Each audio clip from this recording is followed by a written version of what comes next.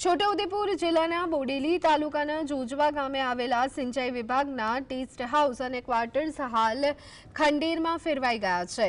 રજવાડી શાસન વખતની અમૂલ્ય ધરોહર તંત્રની ઉદાસીનતાના કારણે જમીનદોસ્ત થઈ રહી છે।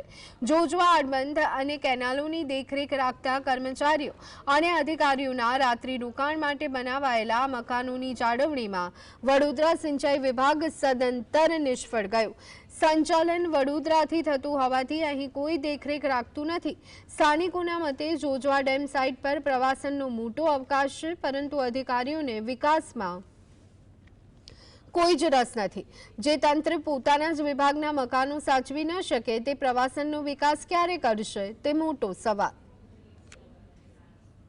છોટાઉદેપુર જિલ્લાના બોડેલી તાલુકાના જોજવા પાસે આડબંધ બનાવવામાં આવેલો છે અને તેની નજીકમાં આ સિંચાઈ વિભાગના ક્વાર્ટર્સ આવેલા। આપ તસવીરોમાં જોઈ રહ્યા છો, રેસ્ટ હાઉસ છે।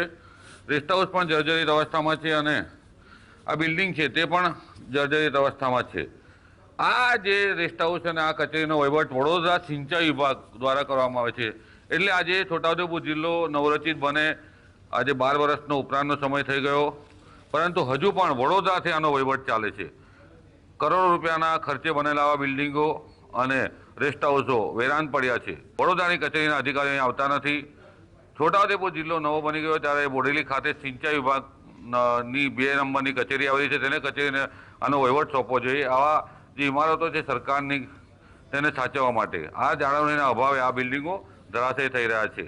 રફીક ધણીવાલા, GS